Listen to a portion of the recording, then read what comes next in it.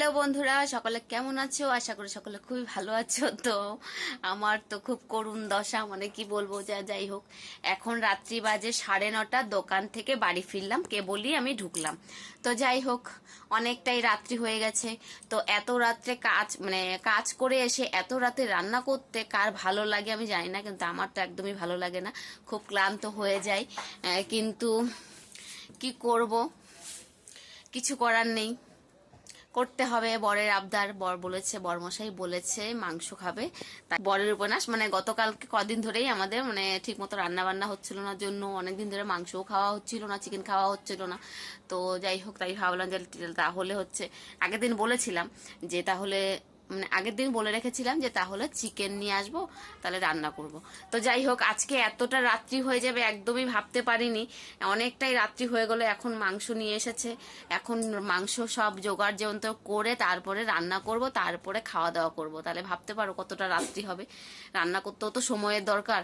তো জানি না, যাই হোক, বর্মশাইকে দায়িত্ব দিয়েছি, তুমি মাংসটা মানে পরিষ্কার পরিচ্ছন্ন করে নিয়ে আসো ধুয়ে, আমি ততক্ষণ এদিকে জোগাড় করে ফেলি। কারণ ওকে যদি আমি বলি তুমি মানে সবজি টুবজিগুলো কাটো, পেঁয়াজ আলু রসুন এগুলো কাটো, তাহলে অনেকটা সময় লেগে যাবে।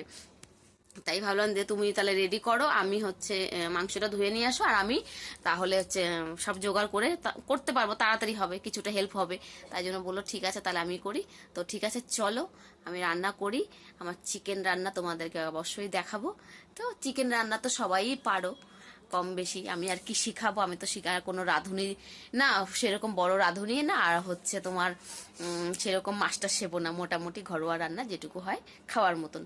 তো যাই হোক, ঠিক আছে, তো চলো কাজে লেগে পড়ি, তোমরা দেখতে থাকো। তো বন্ধুরা দেখো, আমি 10 মিনিটের মধ্যে সব কিছু রেডি করে ফেলেছি, আর বরমশাই বলেছে মটরশুঁটি খাবে মাংসতে। তো ঠিক আছে, আমি বললাম ঠিক আছে, তাহলে অল্প একটু ছাড়িয়ে দাও, অল্প একটু মটরশুঁটি দিয়ে দিব। আর এদিকে বলেছে এই যে ছোট ছোট এরকম রাজমা আলুগুলো পাওয়া যায় যে, সেগুলোও দিতে বলেছে। তো ওগুলো কয়েকটা নিয়েছি, ও খেতে ভালোবাসে। তো দেখা যাক, ঠিক আছে। ও চোচা ছাড়াইনি, এগুলো সেদ্ধ করে এখন কাটার সময় নেই, তাই জন্য বললো যে চোচা সমেতই দিয়ে দাও। ঠিক আছে, তাহলে চোচা সমেতই খাবে। তো এদিকে জোগাড় করে নিয়েছি পেঁয়াজ আদা রসুন যা যা লাগে, টমেটো টমেটো যা যা আছে সবকিছু একবারে মিক্সড করে নিয়েছি। তো এদিকে বড় একটা কড়াই চাপিয়ে দিয়েছি। তো চলো এখন আগে পটাপট তরকারিটা মানে মাংসটা কষে নি, তারপরে তোমাদেরকে দেখাচ্ছি।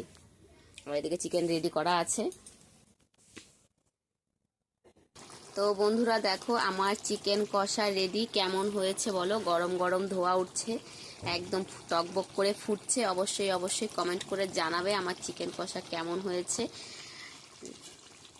গরম গরম চিকেন কষা আর গরম গরম ভাত, ও কিন্তু রান্না করতে করতে আমি হাঁপিয়ে যাচ্ছি, সত্যি কথা বলতে, যেটা আমার খুব বিরক্ত লাগছে।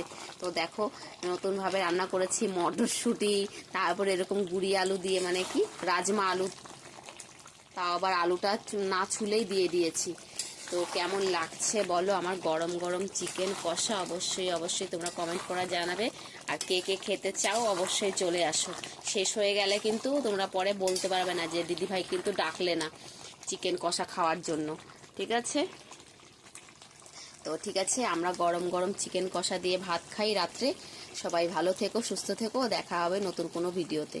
তো ততক্ষণ আসি, আজকের মতন টাটা, দেখা হবে নতুন একটি ছোট্ট ভিডিওতে। ততক্ষণ সবাই খুব ভালো থেকো, সুস্থ থেকো, আমার সকল প্রাণপ্রিয় বন্ধুরা। অবশ্যই অবশ্যই কমেন্ট করে জানাবে যে কেমন হয়েছে আমার চিকেন কষা।